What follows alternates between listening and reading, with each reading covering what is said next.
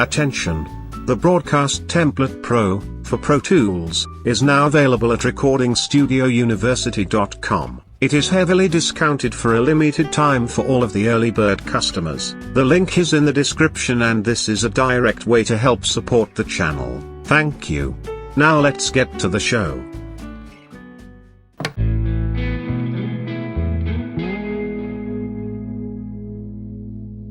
Welcome back to Phantom Power Hour. I'm Josh. And I'm Jeremy. And today we're going to talk about some template. Some templatage. Templatage. Coining new phrases over here. Ooh, circa 2024 templatage. Circus Survive. Ooh, Great nice. band. Good band, indeed. Love that band. Oh, before we get started, I guess I might have to cut all this out because I didn't mean to do this. I saw this article today. I meant to bring this up earlier. But it says that 9 out of 10 dentists agree that subscribing and liking Phantom Power Hour will result in an 80% decrease in cavities. Can you believe that? No. You got me twice. So, remember all the times we asked you to go to Recording Studio University and sign up for stuff? Well, this is a small part of what that is going to be. On my channel, I've talked about running broadcasts multiple times, how I do it. I've gotten so many questions on that. And we're going to start putting these out there for sale. What we're going to be showing today is basically walking through that. Not the entire thing, but basically some thought process stuff. We might get into a little bit of nitty-gritty here and there. I'm showing this on Pro Tools, but the idea and the hope is to have this in any DAW that you would want it in. Mm-hmm. So you could be doing broadcasts on whatever suits you. Some of the functionality won't translate. Most of it will. But the thought process stuff, you could make work in just about any scenario that you need it to work in. So who do you think, like, who is this for specific? Like, you say broadcast, but that's a pretty broad spectrum. Live streaming something like this, the one that I have, and I think who would most benefit from this specifically, be like if you're live streaming your church service and you want like a very high quality representation of what that sounds like. Or you're live streaming some band or something. Yeah, exactly. Like it could be whatever. I mean, you want to start up a Twitch stream of your band? The pieces here are, there's music, there's video incorporated here, at least routed, that can go to multiple locations. It can be adapted and flexible to kind of suit whatever need you need to. But the main thing here is from a streaming aspect, are we ticking the boxes that get us basically as high quality of a stream as we can have? And that looks like a lot of different things for a lot of people. And there's a lot of things in here that can be tweaked and taught in different ways. And that's part of what you would be getting when you purchase this from us is there's going to be a little direction, and there might be a more advanced portion of that. We're still figuring all this out. And so if this is something that interests you, let us know. If there's more pieces to this that you want, let us know. If you're just all in here and you want to see like basic mixing stuff, we're going to be talking about that too. So all the things. You can kind of tick a lot of boxes for a lot of people, but for the sale of this particular one, basically churches doing worship, speaking, you're broadcasting to any level of broadcast. Yeah. I think when we do it, we're going to YouTube, Facebook, multiple campuses, right? Yeah, all the normal stuff. And this one in particular is set up, it can go to multiple campuses. Certain pieces can go to multiple campuses, and that stuff's kind of easy under the hood. But a lot of that needs to be catered specifically to the individual, which we can get into on another time. So the template itself helps make live streaming more simplistic, sound as good as you can out of the gate. But what are some other things that are going on here? Like how is it benefiting the live stream itself? Well, I think I'll stop you when you say simplistic. This is not simple. I mean, the things that are happening here, I try to keep what I'm doing very basic, although this seems highly complicated. Like there's a lot going on here. So simple. I don't know. There are simpler ways to do a live broadcast if you're a church. This would be like, I'm trying to get as close to album quality as I can get. And if you want, I could send you some stuff and you can play some examples.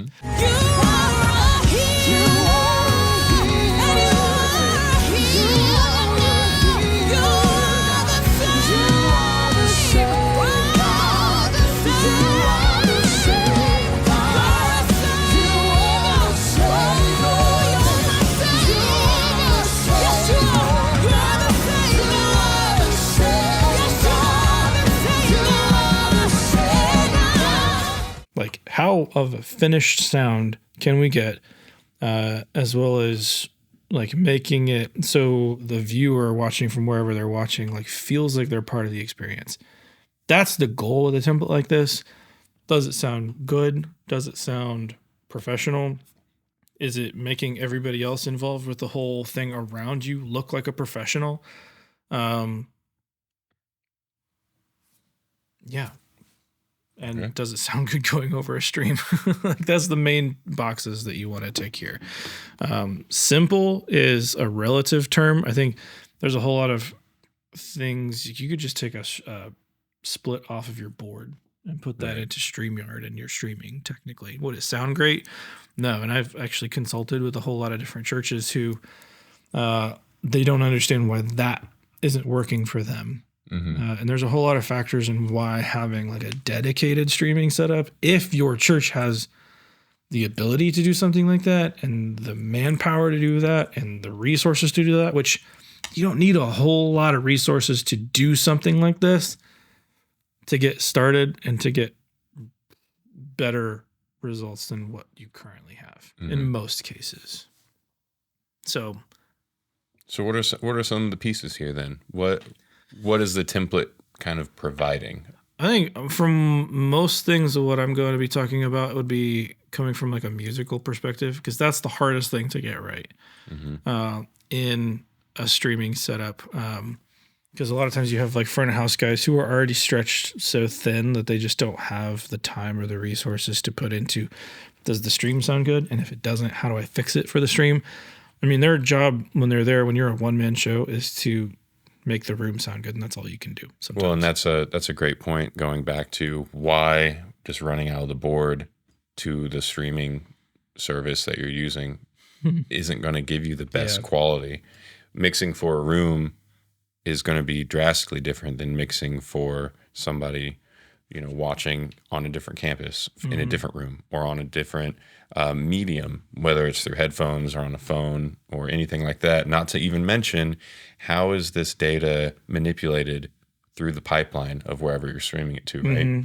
And there's a lot of pieces that you have to at least be familiar with, and taking a look at the system, its limitations, how much delay you have at each individual piece. And it's hard to get right. Like there's a lot of thought that goes into getting it right. And there's no one solution for anyone when it comes to something like this. So it's very much like I can give, like in this, maybe some ideas of what I'm doing from a musical thing, but the more technical pieces here, these would be very much on a person-to-person basis, and hopefully that would come with, if you purchase this, and then we go down the road of describing how to actually set this up for you. So, but shall we jump in? Let's jump in.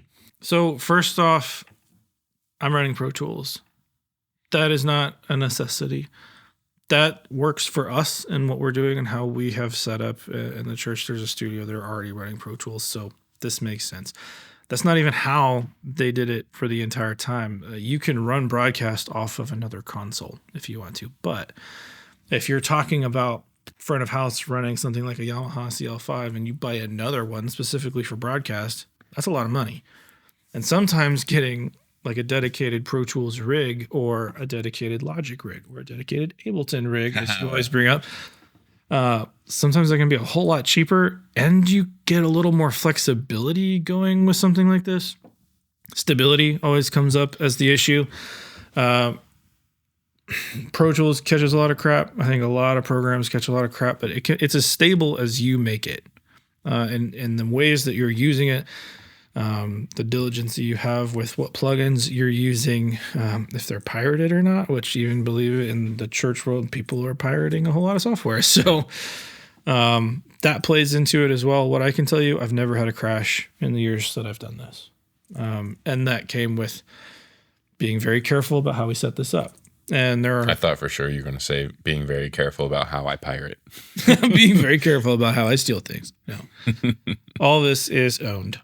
Or rented, I guess. You have licenses for them. There are licenses, yes. There you go. Nothing is stolen. Or owned.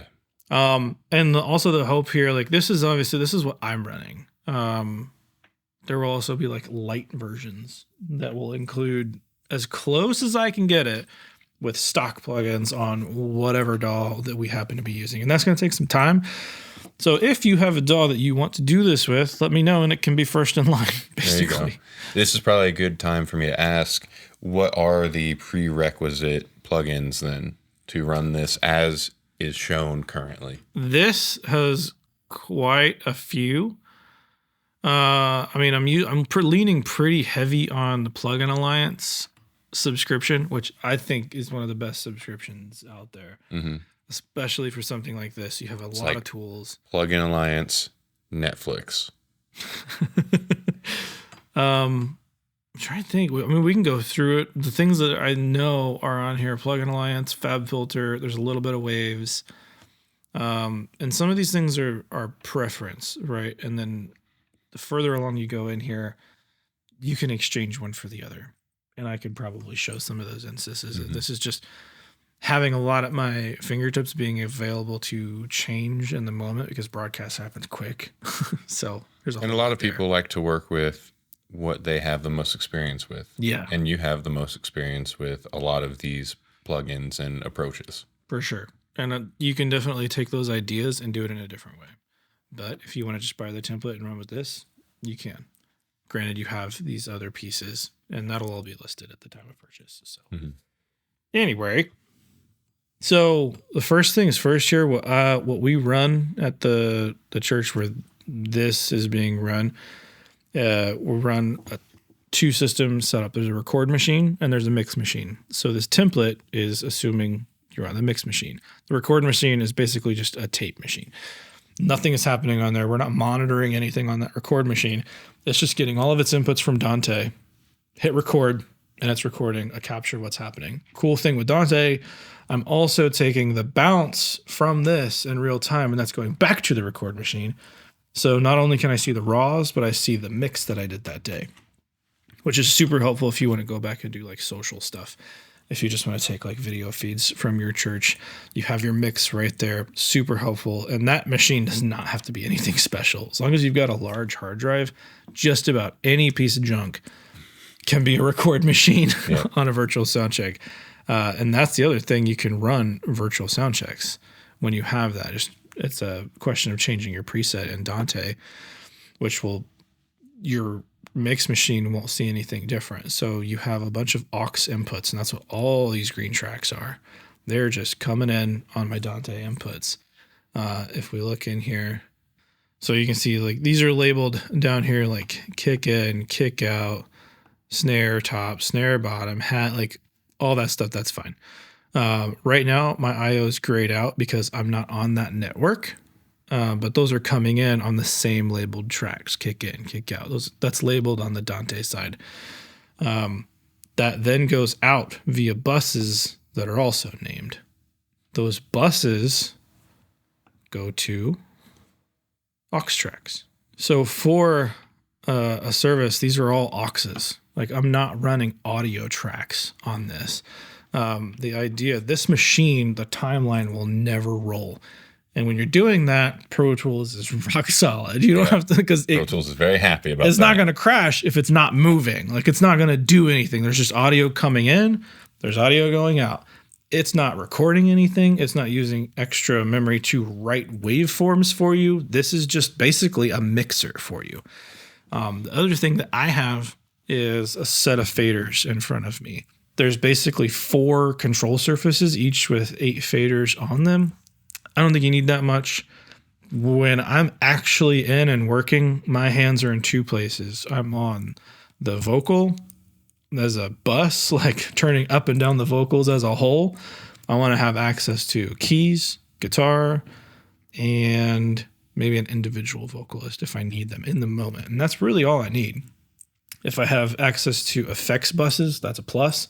But you can get this done with 8 channels if you want them at your fingertips. And there's a whole host of cheap control surfaces. What we run are the Avid S1s, and I do not recommend them. They're super expensive, and they go down like crazy.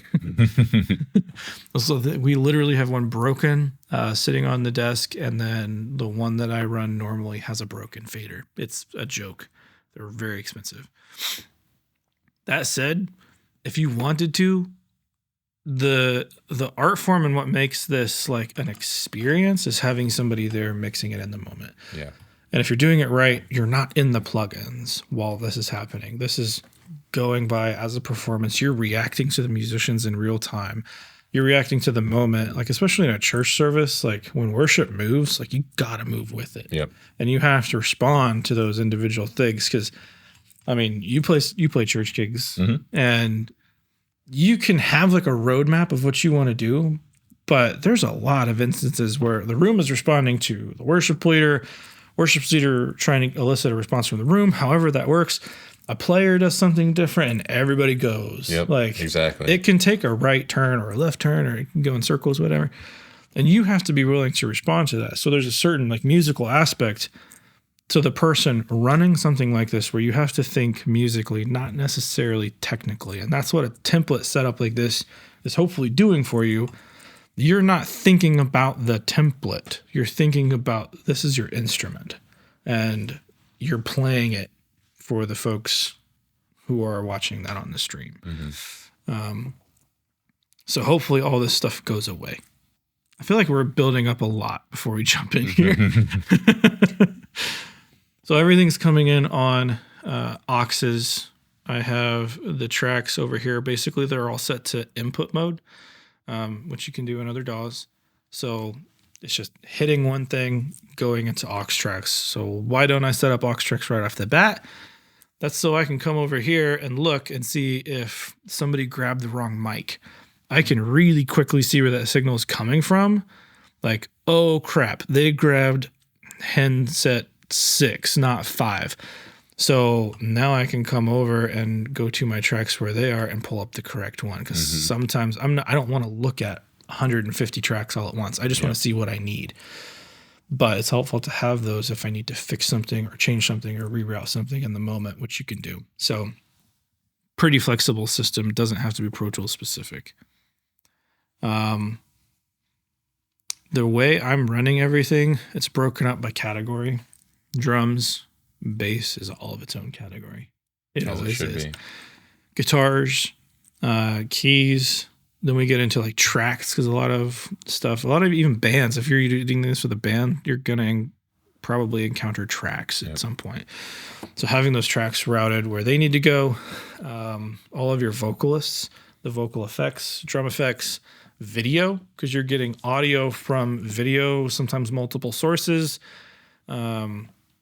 Then speakers, and then our final auxes, which are just my instrumental bus and my all band bus, and then my 2 bus, which is a lot. But think about this like funnels, and I think if we walk through it, it's really not as complicated as one would think. And it looks like it's all color coded and coordinated and stuff as well. That's the idea, like so I can quickly know where I'm going. Yep. But if we want to just jump in right here, and this is something that's like, if you get a template from me, from anyone, it shouldn't be static. It should change based on the needs that you have. And you should feel like you can change that and experiment with it, because the drummer that I'm mixing on any given Sunday may be completely different from the drummer that you have. And how hard they're hitting definitely impacts what's happening here. So you can try to steal these settings, but you know, it's going to be a different thing. It's going to be like you're loading up a preset in the VST. Yeah, it'll get you close. It'll get you close, but it won't be the optimal setup for your specific use case. Exactly. So with my drums, I have a drum bus and I have an all drum bus. So my all drum is the last step. Like if I were to mute that, all of my drums are gone. You can see right here on the left side, the only thing on my all drum bus is a clipper.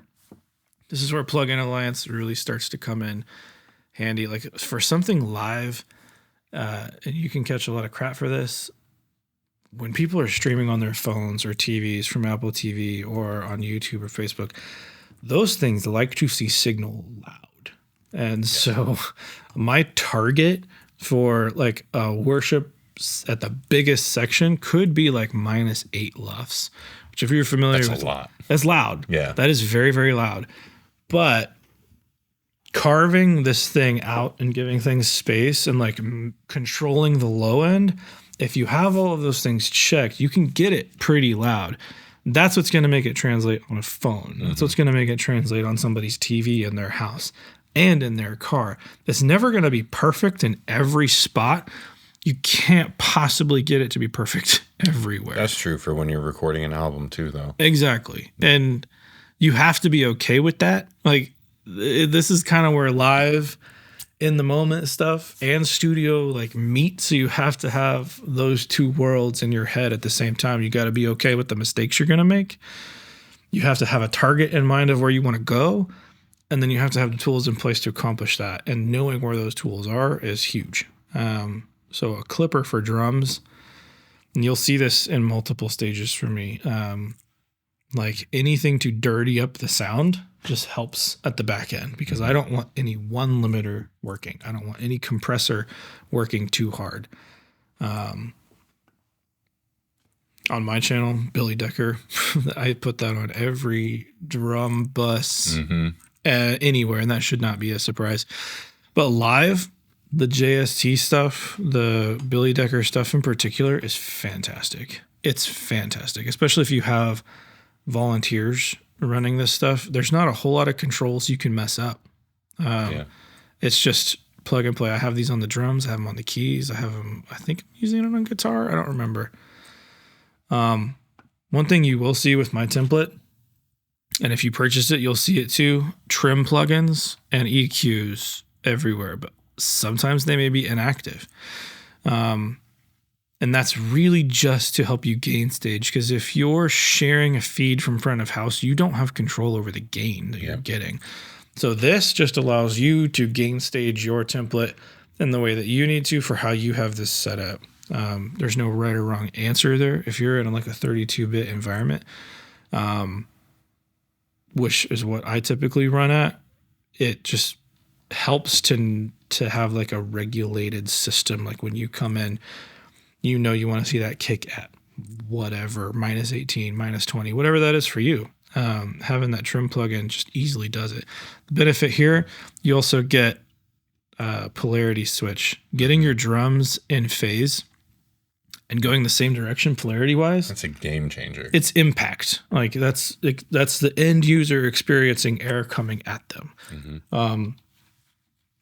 I work with a lot of people who don't necessarily do that and think I'm silly for doing that, but then like, how'd you get your snare to sound like that? Like, well, they're all in phase. I mean, other things generally are like EQs fixing problems. This is a live set, you know, like some of these things are like, who cares? Using the slate stuff is huge. This is a kick. I'm using an opto just to get that attack. And oh, look again, Billy Decker. It shows up in a lot of places. Like it's just a good compressor and like it does a lot under the hood to get the sound finished for you. Where should we jump? Should I just kind of go through a few of these things? Like, yeah, let's go through a few. If we went through every single channel, it would be a lot. And I think just a general overview of some of the maybe key components or what you feel like could potentially set it apart from maybe, if somebody doesn't have this template, maybe they wouldn't think about these certain things. When I could see potentially, depending on experience level, the trim plugin in and of itself is something that might not always be thought about by somebody setting this up. That's the stuff I use the most, honestly, is like the trim and the EQs here in the beginning. Like take my snare tracks, for example. And I set a lot of things up in buses so that if I want to, I can cascade these down and it's just cleaner. Like I don't have to look at 1,000 tracks here if I don't want to. We are using triggers in some spaces, but for me mixing live, like that's my last resort. If the drummer's not hitting hard enough, I'll lean on the trigger, but I just like the way a snare sounds, and like I have the benefit of using players, and if you played a sample of it, you'll hear the natural snare. Like we typically don't run that thing very hot. Saturn is this is the sauce for drums live. I normally set up 2 bands here. I do nothing with the lower band, but the higher band, this is where you can get like a general EQ on your snare. Here with the tone shapers, the dynamics knob is one of the most effective gates of any gate out there. It's not even a gate. It's not even a gate, but it acts like a very natural gate. You'll maintain your ghost notes. It just kills cymbal bleed if you haven't mic'd your kit in the greatest way possible. It just gives you that much more control. And that's what, I'm not trying to pull all of it out, but if I can get rid of some of the hi-hat in that snare, I can push that snare way out front, which in worship, that snare needs to be big and fat and huge. And most of the notes I get from the worship leader at my church is, I want the snare to be the loudest thing. So let's go. This is how I can do it. A little bit of like pulling. So whatever this last snare was, I needed more mid-range out of this thing apparently. Yeah. And using FabFilter here, like in dynamic mode to kind of control that high end even more. And these are things I can get into more in the nitty gritty. Like when you actually get it. Lo-fi. This is an included plugin. This is on like every snare track I ever do, live or in the studio. I use it every time. Just distortion, 0.2, maybe a little saturation. It's just like free gain. The impact of the snare is made so much more intense. On toms, I'm really doing nothing. Like the idea here is, in a broadcast context, I think you need to treat people like they're professionals. So a lot of that comes with, I'm assuming, intentionality on whoever's on the other side of this. I have the benefit of working with drummers who are really, really good, who know how to dial in that kit, front of house engineer who knows how to mic that kit.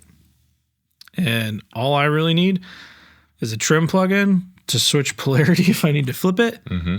And Saturn, again, doing the same thing, using a little bit of EQ, pushing low end. Yep. And the dynamics here are totally goosed. Like, so I basically just get tom hits with this. Incredible. And is that across the board, all toms? All the toms are like that, yeah. I mean, I might be tweaking the EQ on each one individually a little bit. Yeah. Like, looks like that lowest floor tom, that head may be dead. So I was pulling up a little bit of the high mids there, which is pretty typical in a church kit. Like your heads are going to be old. So you're going to be pushing a lot of top end into some of these heads, which is why you need to control that cymbal bleed so you can. Yes. We have an MPC, which is just like the digital drums where I'm doing like a little bit of EQ here. I mean, I have my EQ up front doing a little bit of stuff and then reverb. Just to get those tambourines to psh. Again, FabFilter. Bass this is the one that changes the most for me. Yeah. Sunday to Sunday, depending on who's playing, it can be a touch sensitivity thing. It can be what bass are they using, what pedals are they using. Yep. It's the wild card, but if your bass isn't right, the whole mix isn't right. So getting that bass is the biggest thing. So this was 2 weeks ago. Killer player, but he was using a J and I always want more like mids out of a J. So I'm just cranking like 1 to 2K into this thing right off the bat. CLA 76. Classic. Yeah, I'm normally getting like -5, -7 here. More EQ to fix a problem. Like doing this pre and post compression, you can kind of get different things out of it. This is the big one for me on bass. Double tap. It's fantastic. It really is. Like you can run this on your toms and it's great. You can run it on guitars. It's great. What this is doing is just locking in the low end and just pinning it. So you have way more control over the low end of that bass, which is the meat of your entire mix there. Like it basically is that consistency factor.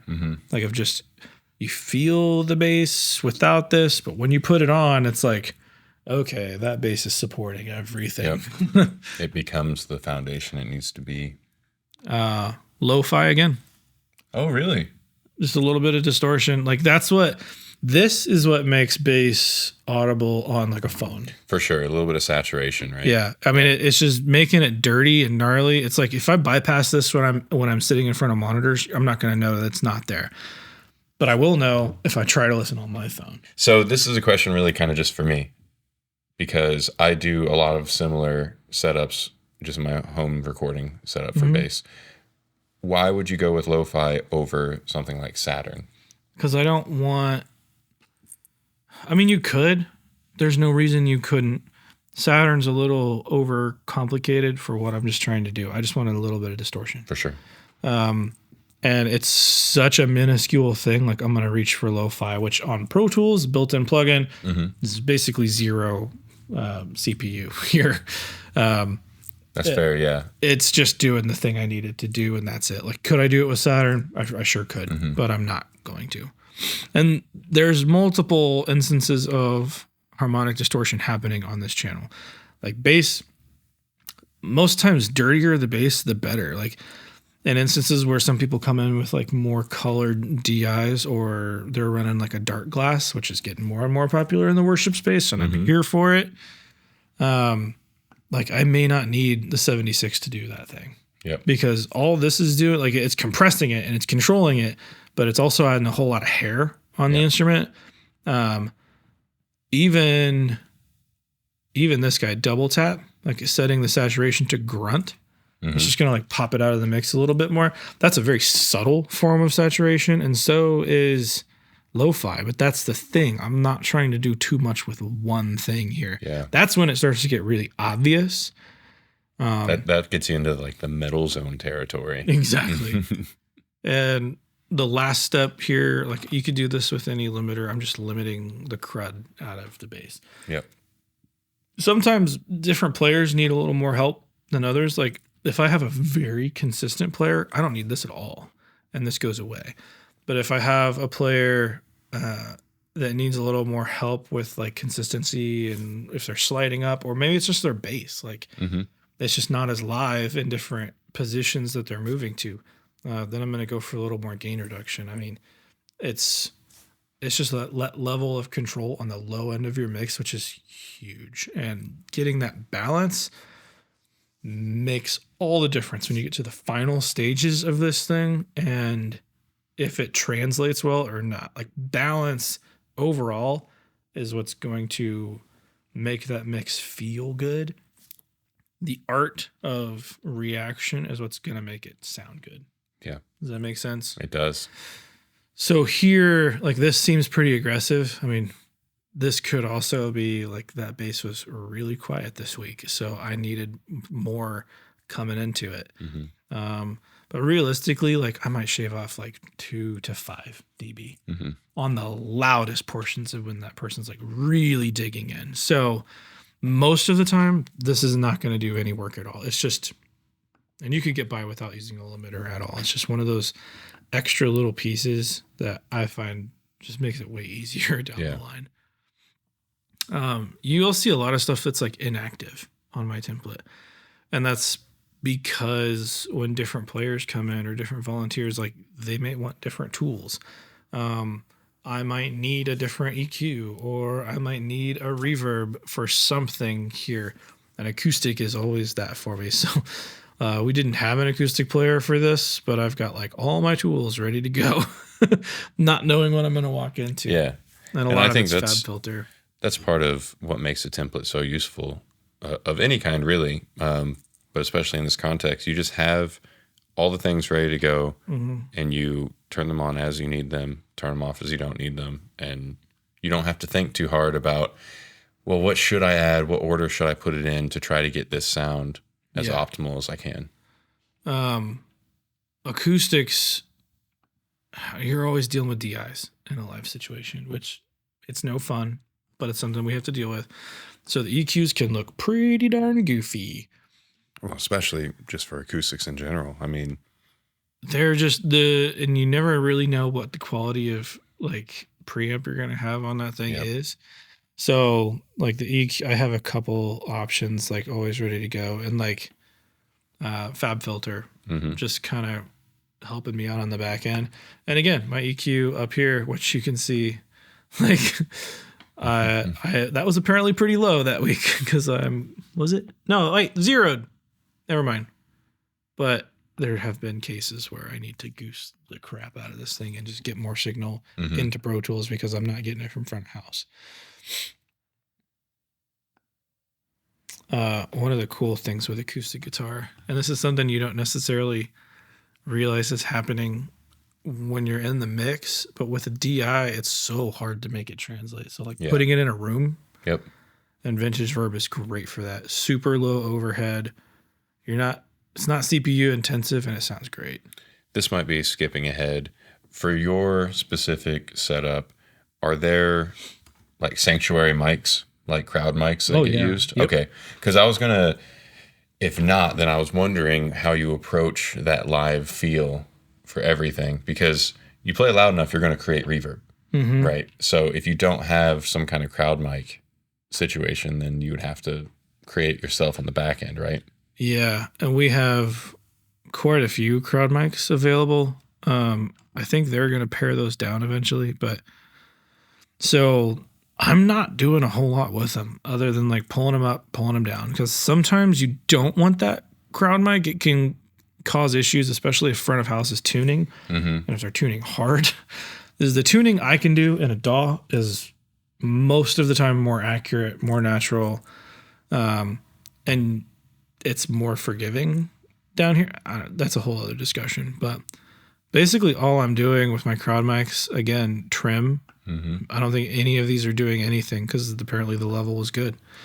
A very general EQ, and then like another carved EQ. Yeah. And that could be different based on how many people are in the room. Yeah, all these things that you want to add or subtract from your mix to make it make sense, and that's just like support. And again, that's going into a folder track that all I can look at is crowds, and I've got it right there. So, what kind of work goes into a electric guitar? Hope very little. Yeah. If I can do nothing, then that's perfect. So over here on my electrics, and this can look like a whole lot of different things. Are you running live amps? They sometimes do. Okay. Some people run live amps. Some guys are running floor modelers. Some guys are running Tonex. Like we run the gamut of modelers and amps, and you never really know what you're going to see. But most of the time it's modelers.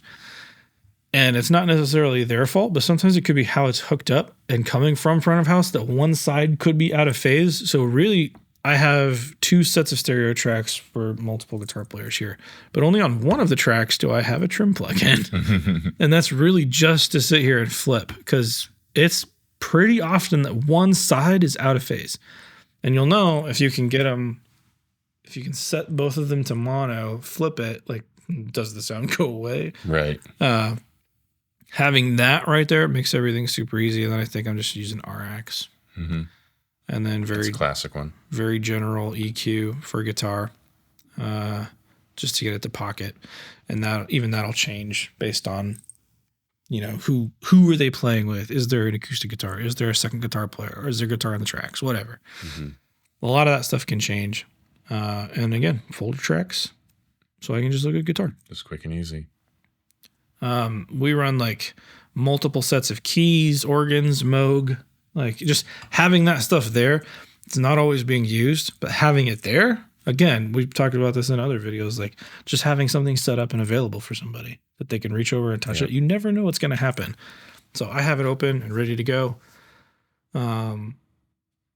Again, same thing. I have EQ right up at the top, and that gives me mainly trim going in and the very general like low end control. Other than that, Billy Decker. Billy Decker all over the Billy place. Decker keys. It's fantastic, especially on keys, where it's adding a whole lot of harmonic distortion. Like not distortion, and like it's not going to sound like a guitar fuzz pedal or anything, but it just makes it exciting. It compresses it to where it's controlled. That's very contingent upon the source that you have, and I've got that on keys 1, keys 2. Keys 2 for us is typically like pads, synths. Then we have organ, which would be like a B3. And again, Billy Decker. Keys. I mean, the whole idea here, Moog, I'm using double tap again. As you should. The whole idea, like I'm not trying to manipulate stuff and fit it into a box that I think it wants to be fit into. There are general like principles in dealing with mixing that'll help you out, but I want the band to sound like the band.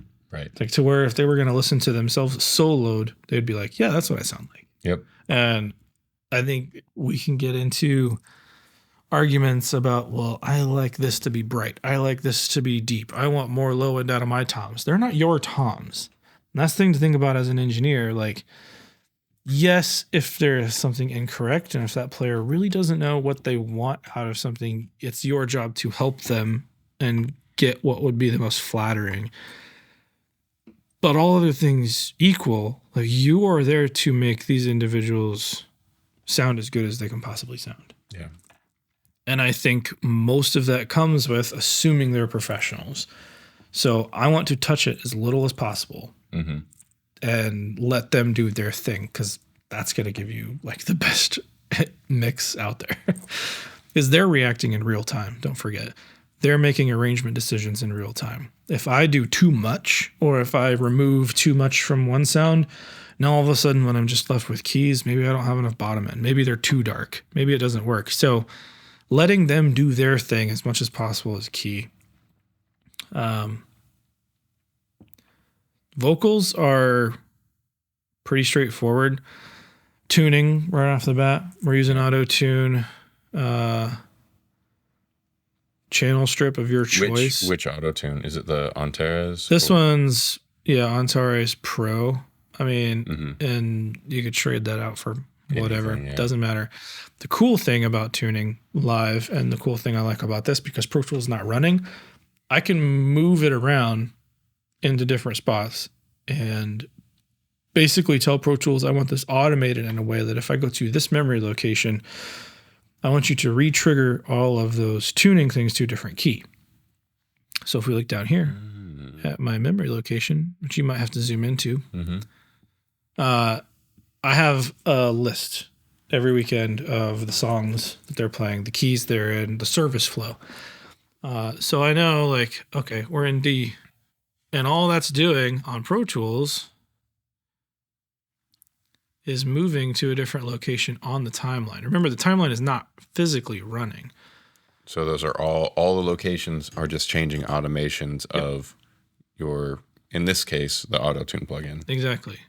So like I just have it set to move and it's going to physically change that plugin to the correct key. Now and come clean with us here, Jeremy. Have you ever accidentally put it in the wrong key? Oh, for sure.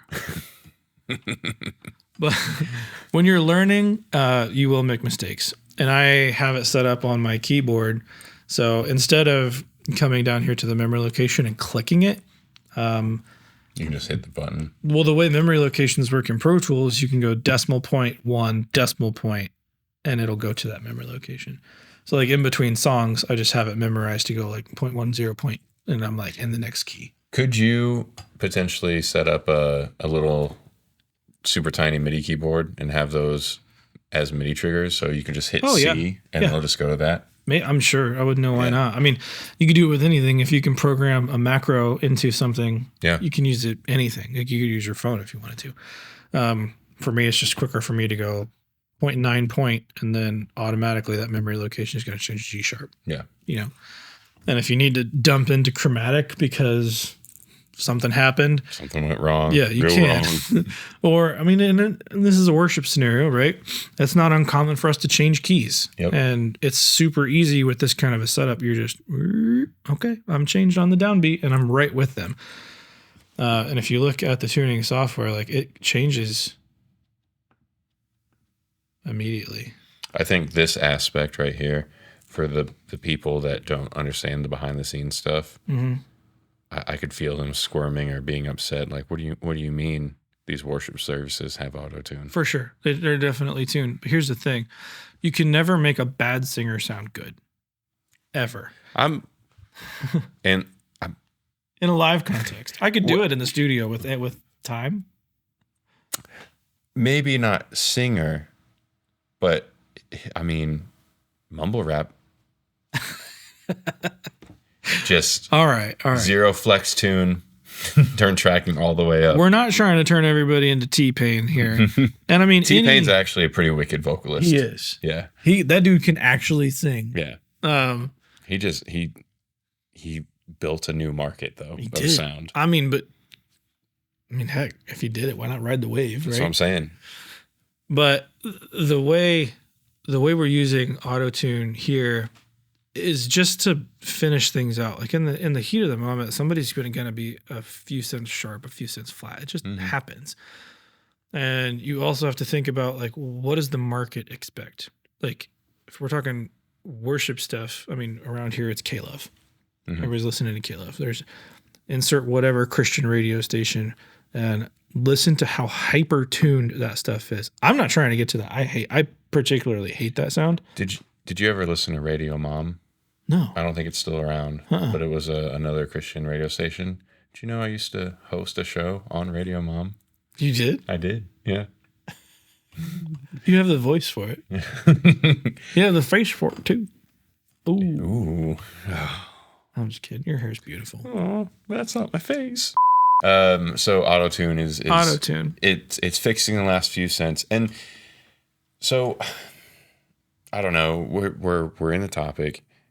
It bugs me that so many people get up in arms about auto-tune, and I'll admit I myself was the same way when I first started hearing about live performers using auto-tune. But like you said, you can't take an awful performance and make it sound good just by throwing it on auto-tune. No. And in this context, whether it's you're watching a worship stream or you are at a show that you paid money to go and see, if the one thing that pulls you out from being fully involved in that experience is because you notice somebody went a little sharp, why are you mad about that getting fixed? And listen, sometimes these are, like, what you're talking about is extremely valid, and those are professionals doing it day in, day out.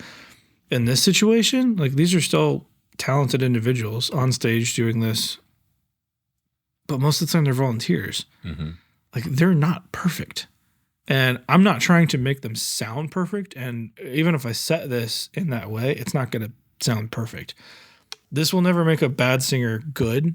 All I'm trying to do with this is get phrase endings tighter. So when somebody comes in, BGVs, and maybe they're in the moment, they can't hear very well. Maybe they came in with a little bit of a sore throat. Like, this is not going to fix that. It's just going to help them out like 5 or 10%. Yeah. Like, this is not going to make a wrong note correct. If they're a half step off, it'll still be a half step off. My retune speed is slow. My humanize is about in the middle, and the flex tune is there. So there's a lot of leniency built right in here. All this is doing is locking into phrase endings. That's all it's doing. If they're an over vibrato singer, it's still going to be too much vibrato. You'll still get a lot of vibrato. And like, that's what you want. Like, I don't want this to sound like it's being tuned. And I mean, if you play that stuff, again, if you want to play an example, like hopefully it doesn't sound tuned. It just sounds a little bit more palatable, I guess. Because a little bit tighter. A little tighter. Because, I mean, if things are a little off, like that can snap somebody out of it. And that's For sure. I don't know. That for me, like I want to hear it a little bit tuned. And I mean, I have a degree in vocal performance. If anybody should be offended about being tuned, it should be me. But thinking about the end user here and working from this place of I don't want to be a distraction, I'm gonna tune them. There you go. Get over it. I mean, from here, I mean, there's general like insert tastes. What works for you on your vocal chain? I have 1176 once again, de-esser, a little bit of fab filter doing its thing. And I mean, in a live situation, top end is, I'm just feel like I'm always adding top end everywhere to get to the balance of like a commercial mix. Yeah. Because that's what I'm aiming for. Like I'm trying to get it as close to album quality as possible in a live context, which is difficult. Very. And then RVox. I mean, this one, I'm used to using RVox. You can do the exact same thing with Pro C2. Yep. This one's just a little easier for anybody to walk up and adjust. And normally what I'm looking for is just a level of consistency. And with my vocals, I will sometimes like literally copy settings over to everybody. If I can get my levels set with everything coming in at the same gain, unless somebody's having like an issue or one of the mics is physically different. If all their capsules match, I'm copying everything over. That's kind of the thing I was going to ask / say is your EQ settings are more so tailored towards the mic itself as opposed to the vocalists themselves, right? Yeah. Like I want to, like I'm not EQing differently. Like, oh, I know they're on this mic, so I'm going to cue this way. It's going to be given the context of the rest of the instruments on stage, what comes across as like a natural vocal sound. Yeah. In a record context. And then if I know what that is and it's working for somebody, I'll copy it over. Mm-hmm. With the idea being like I used to sing a cappella and sing in choirs, and the things you get from people singing together, if I can treat all these other things equally, like their blend is just going to happen naturally. Like I don't want to get in there and fidget too much with like super surgical EQs on an alto because she's an alto, or on this tenor because he's a tenor. Like if they're really spitty and they have a lot of S's, I'm going to fix that. Mm-hmm. But generally, I'm not going to go crazy surgical with EQ because I want them to blend. Right. And I want to be able to discern that on my end. So I tend to treat vocalists pretty close to exactly the same.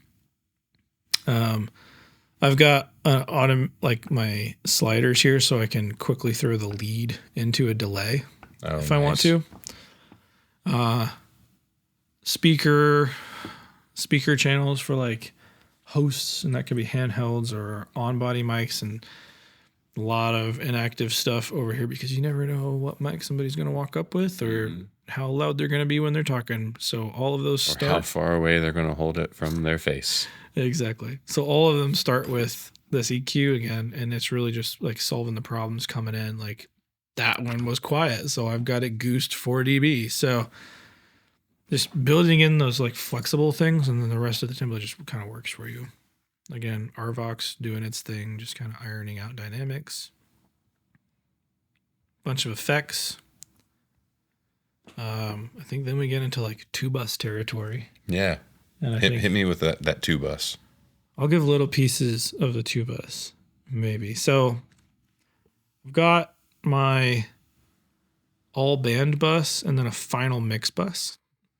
And this is, if I understand correctly, this is just the very last, like not even icing, but like the dusting of the sugar on top, right?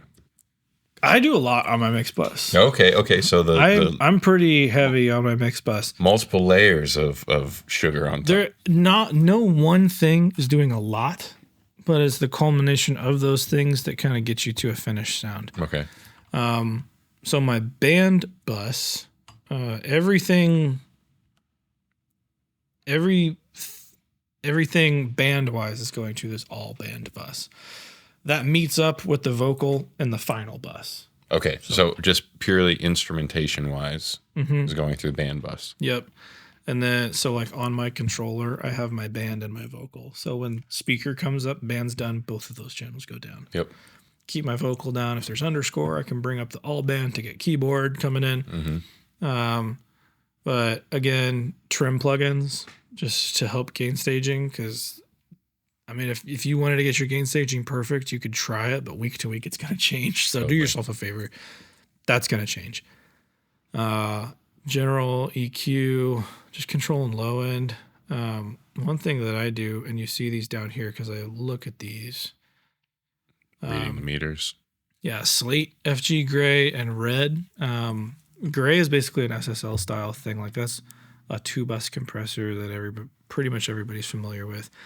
And just about every desk or DAW, if you're an engineer, has some kind of SSL style compressor. I'm just getting that to react to the snare. And that basically is my cue. If I look down at this and it's like I get -2 when the snare hits, my drums are in the right spot. So I'm kind of giving myself that cue. And it's also ducking. Like I love the way it feels when a mix ducks around the snare just a little bit. Quack, quack. And it's a very modern feel. Duck. That was funny. Red, this is not something that's necessary. This is like, I wanted to try it out one day and I liked what it did to the sides. This is just squashed like crazy. I mean, this thing goes like -10, -15, but the mix is dumb low. It's like 20%. And it's just folded back into the mix. And what that's doing is like all the instruments.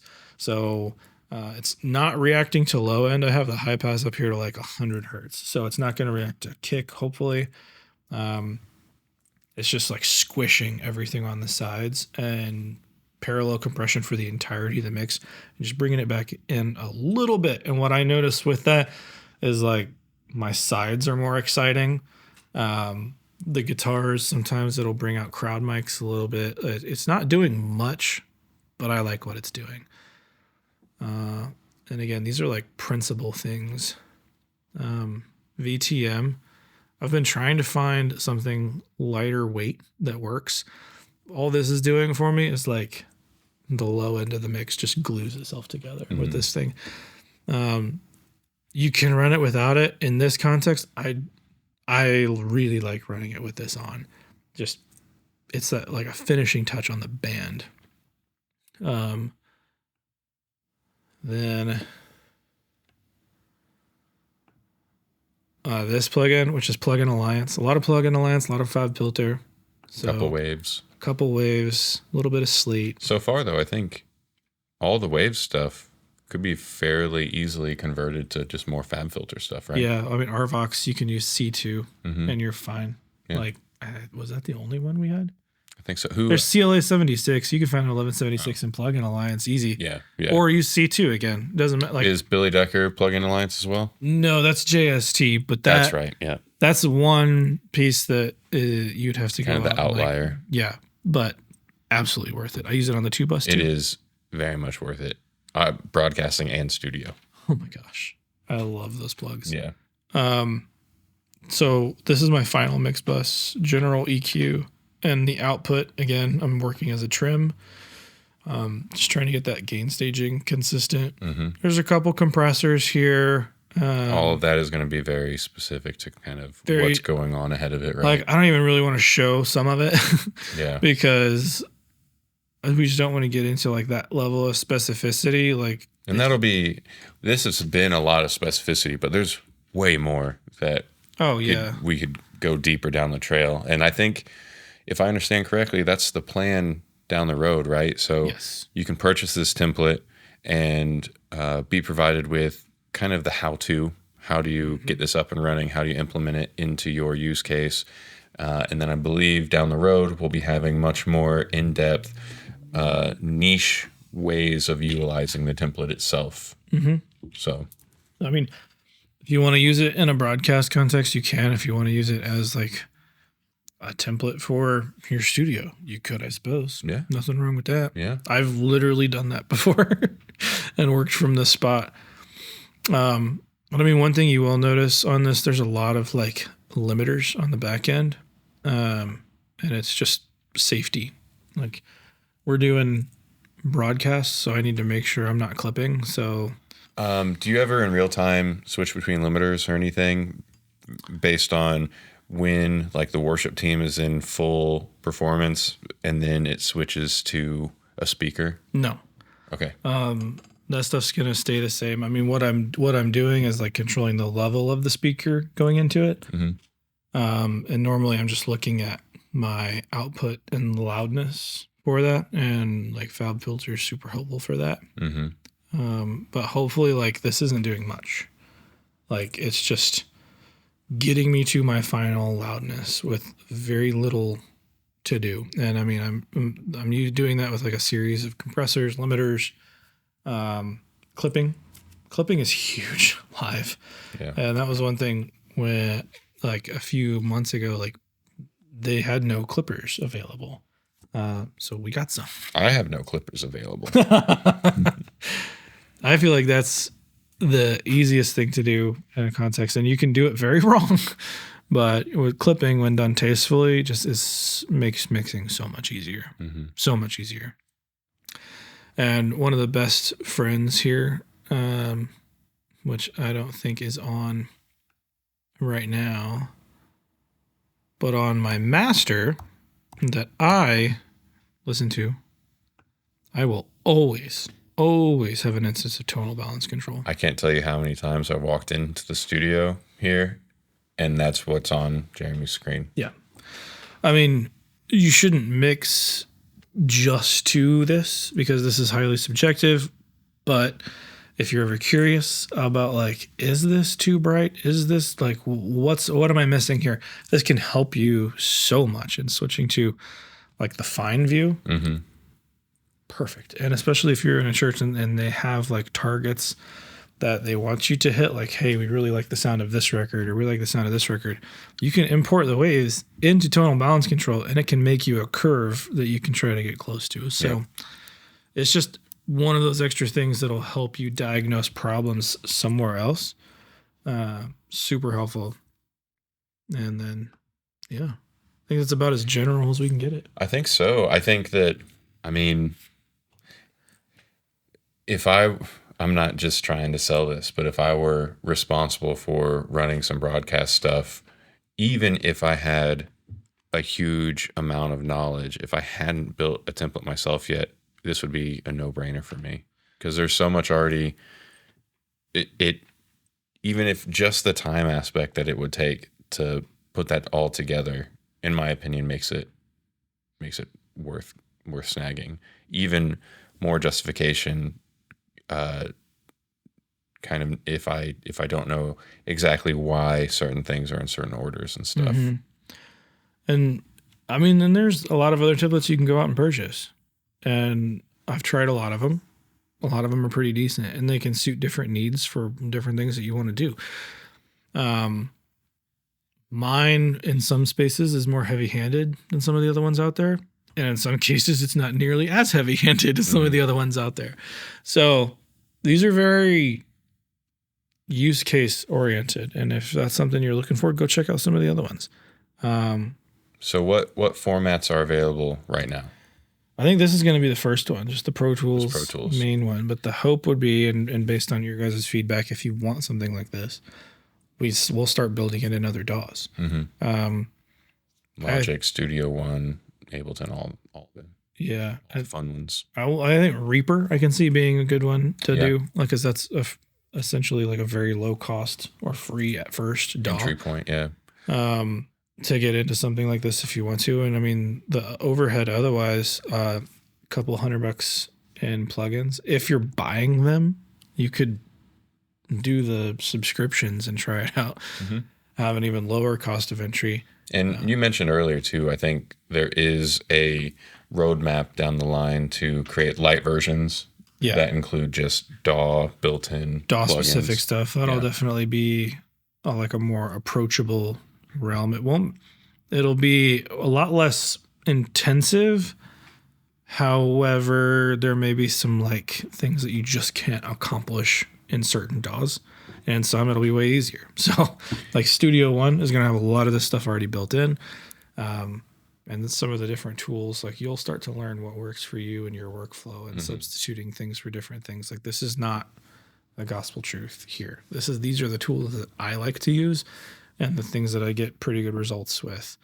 And that Also, may be different for you. A wickedly educational framework, if this is something that you're maybe new to or you've been doing for a while but never really had the opportunity to learn more about. Yeah. So we'll put a link down there if you're interested in something like that. Give us a shout if you are interested in this, but you don't use Pro Tools. What else would you like to see it in? What should be the first DAW that we tried to build this for? If you work in a context like this, what kind of machine would you be using it on? I'd be interested to know that. And then the other thing, if you work in broadcast and you're working on a desk, what desk are you working on? And also interested to figure that out. So just questions that I want to know. good questions. As always, recordingstudiouniversity.com. Go sign up down there. We'll have more info as we build this thing out, I'm sure. Yeah. Here's the info. It is available. You can go get it right now at recordingstudiouniversity.com. What's your rec? Well, my rec is quite similar to last week's. Really just a very slight deviation away. My rec is Doomslayer by Alex Terrible, who we talked a little bit about last week. He's the vocalist for Slaughter to Prevail. Controversial one, all right. Well, I don't even know the controversy around this one. That's fair. I stay out of a lot of the drama-filled scenes. You just like the noises he makes with his face. I like the sounds, the breep breeze and the rars. I like those. I think this one was supposed to give the kind of feeling that I got, but it's like if I were the protagonist of the video game series Doom, this is what I would be hearing. And I think that's what's supposed to be happening. Okay.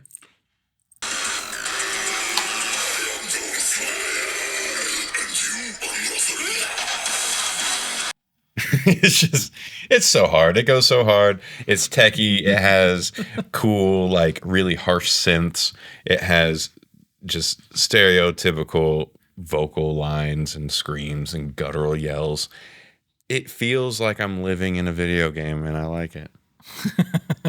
Mine's different. Can I just do like an artist and not a specific record? Do it. Yeah, but I'll still recommend a record. You do what you want. So, Kids in the Way. This is a throwback. Apparently, I'm in a nostalgic mood, I guess. But this is emo. 2005. Okay. Which I was class of 2005. Let's go. Okay. So like punk emo? I don't know.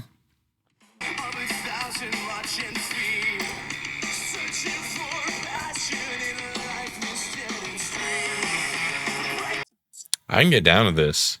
So they went through like a couple iterations. They actually went to Anderson. Did they really? Yeah. They're from around here. That's wild. Yeah. So the first record of theirs that I got into was Safe from the Losing Fight. Like very punk, very 2002.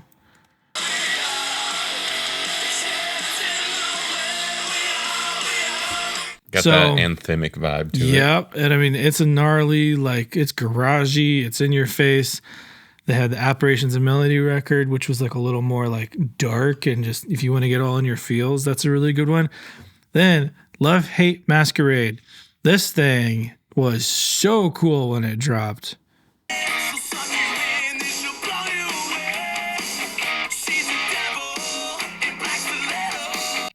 I don't know. I like that. I'm surprised I missed that. During that whole time, that was like right down my alley. They were a sleeper group. Like they weren't very well known, which is a crime. Kids in the Way. Check them out. Kids in the Way. Well, if you made it this far, maybe drop the little nerd emoji. You know, the guy with the big old glasses? Because this one was It's on the nerdier side, but that's how we are sometimes. You know, we like it. Phantom Nerdy Hour. There you go. If you like it, let us know by hitting the button. Let us know extra by subscribing.